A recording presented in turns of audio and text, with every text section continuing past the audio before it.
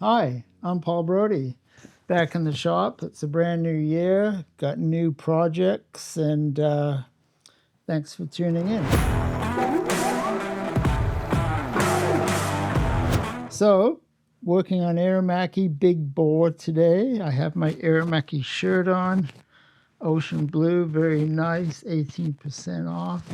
What I've done here while you were away, I made some things. I bought some bronze.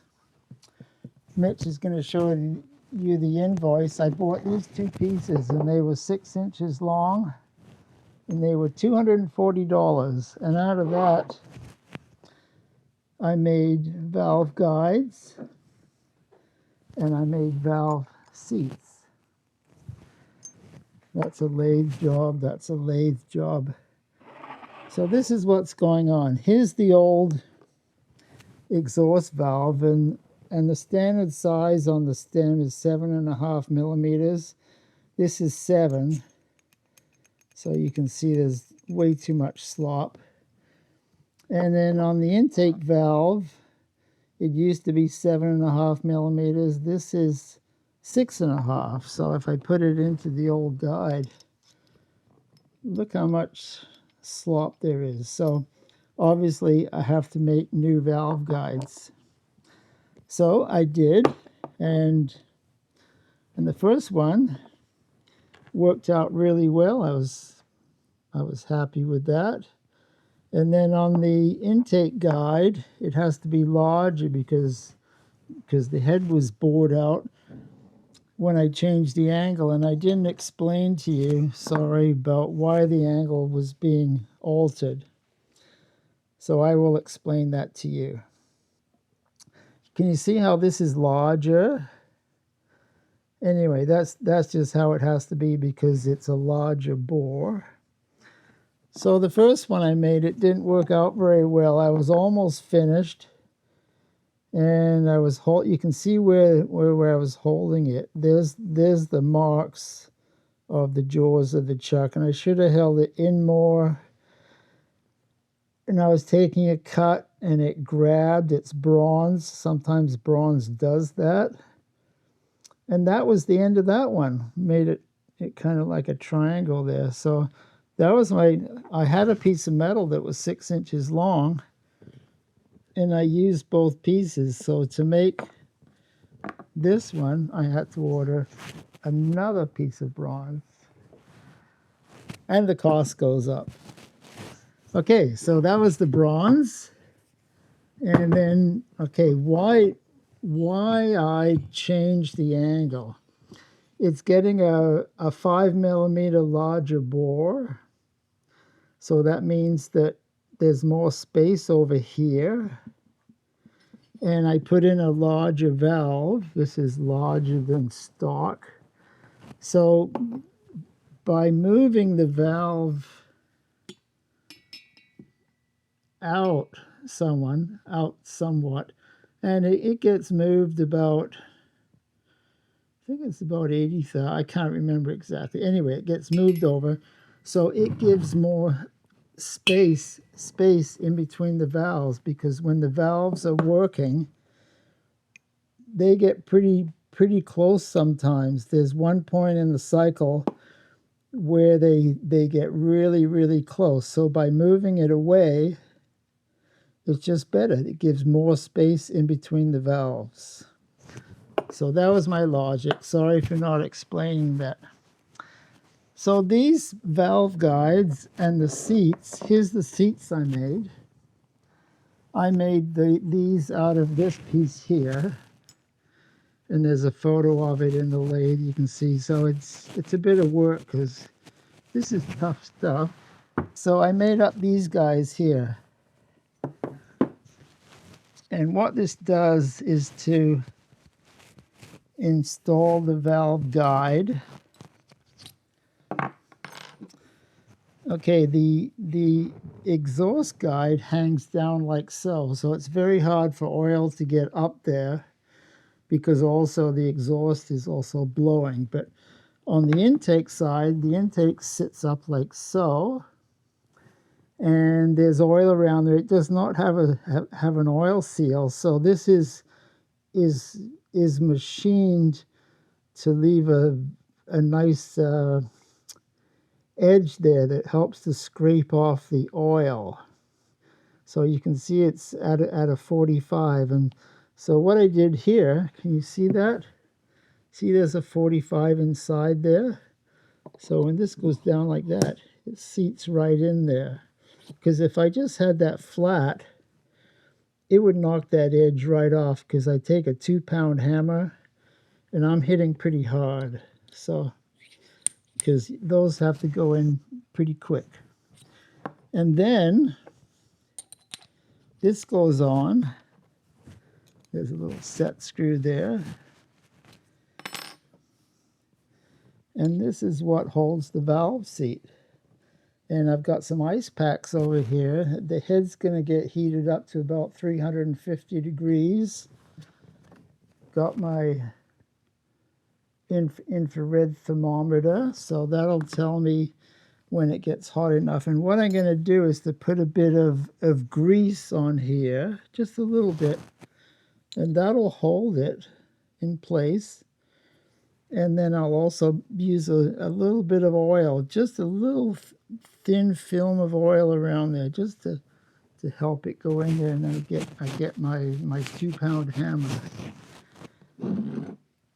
So I didn't have a way of holding the cylinder head, because it's, I mean, how do you hold this? It's all lumpy. This is called the knuckle head, by the way. So I made up this. I had this piece of aluminum. I had to buy those 2 side pieces. That was 50 bucks. And then what happens is,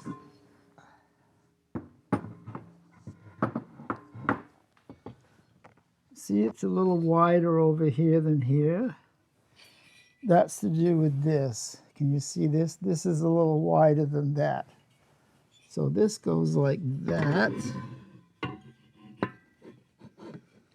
because that's a good surface that I can clamp onto. And then I've got Allen screws, and I've got washers, because what I need to do is to space. I need to space the head off of this, because I'm going to heat this up to 350, and this is going to act like a huge heat sink. So I've got these washers. They're about, I don't know, 1/8 thick, and they're just aluminum washers. Those are going to go like that. And then these guys up on top, I'll put a little anti-seize on that, because this is going to get hot. I don't want that to gall. That's the word, gall. I'm going to do this on the surface table over there, because I do have a flat surface here, but it's wood, and it's a little bouncy maybe. So the surface table is inch cold rolled, so it's much more solid. Thanks for tuning in.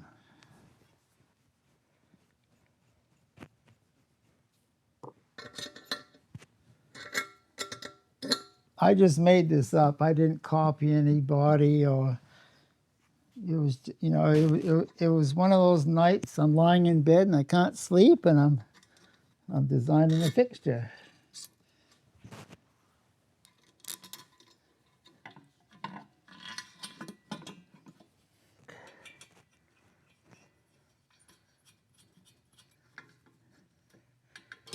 And see this line? That's the line of the intake manifold on the red bike, on the Alla Verde. So I need to open that up so that it matches. Okay, so do you see how this works here? If I'm putting in the exhaust seat like that, okay, see how that's vertical? I don't have to think if I'm at the right angle. It's just automatically the right angle. And then if I want to do the exhaust valve guide, it's like that. It's the right angle. So it does all four: intake exhaust guides, intake exhaust seats. Just a little bit of oil around there. And that's the grease I was talking about, because it's going to hold the valve seat onto this. I used to do this when I was leaving high school. No, after I left high school, I was working in this automotive machine shop on Seymour Street. And I was the kid who worked on all the valve, on all the cylinder heads, because the foreman, John, he didn't want to do that anymore. So I was the kid.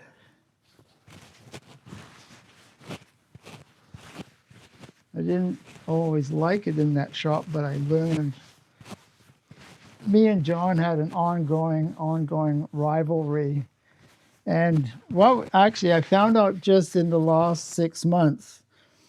I've got a friend, his name is Mike, and he started working at cylinder grinders 8 years after I left the shop. And he was surprised that, you know, the guys in the shop were still talking about me. I guess I made an impression somehow. And I was amazed, like 8 years later, because I used to be known as the SFK. That's what John named me.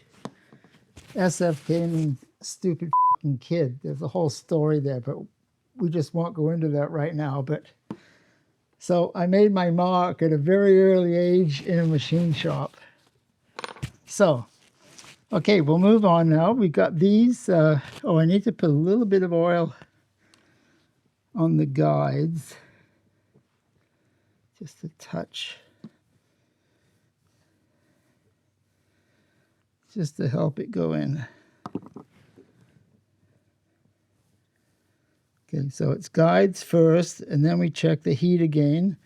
Might have to reheat a little bit. So I'm going for 350 degrees. So I'm going to move this over to the surface table, light the torch, and we'll see what happens. There we go. Got a number 4 tip. 4 tip.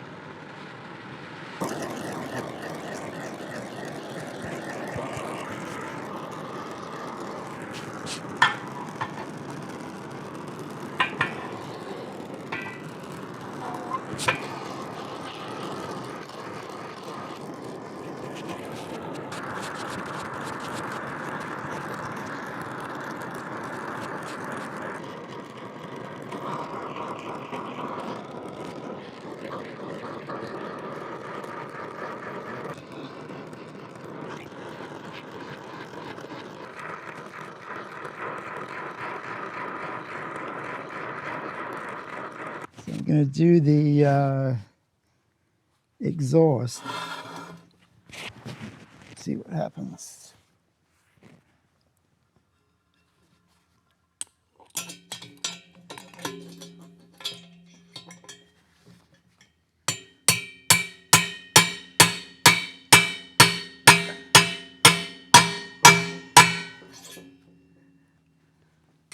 That worked, didn't it?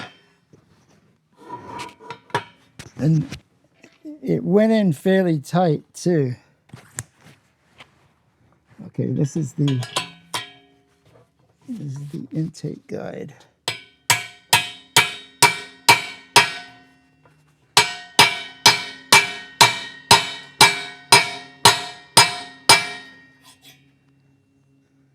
think it's going to go down a little bit more.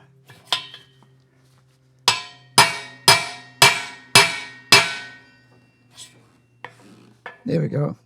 It makes a different sound when it seats.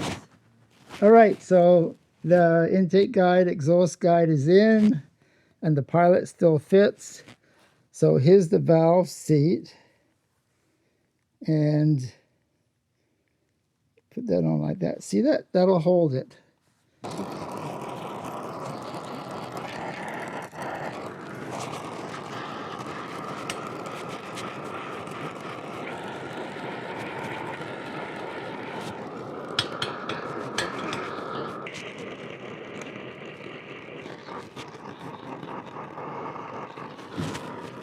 Okay, here we go.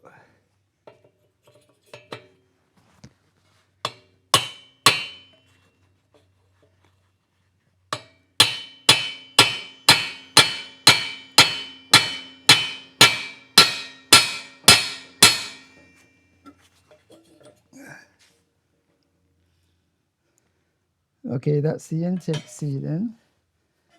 So now we'll do exhaust.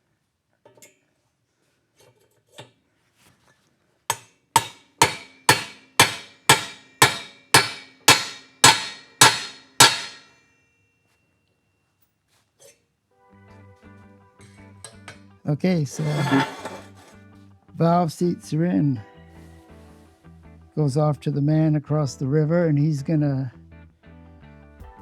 cut the seats. He's gonna blend them into the ports, open up the port a little bit, make it nice. It's all good. I'm a happy guy. Well, thanks for hanging out with us in the shop. Me and Mitch appreciate that. If you buy us coffee, it really helps a lot. Like, subscribe, tell your friends. Ocean Blue. See you next time.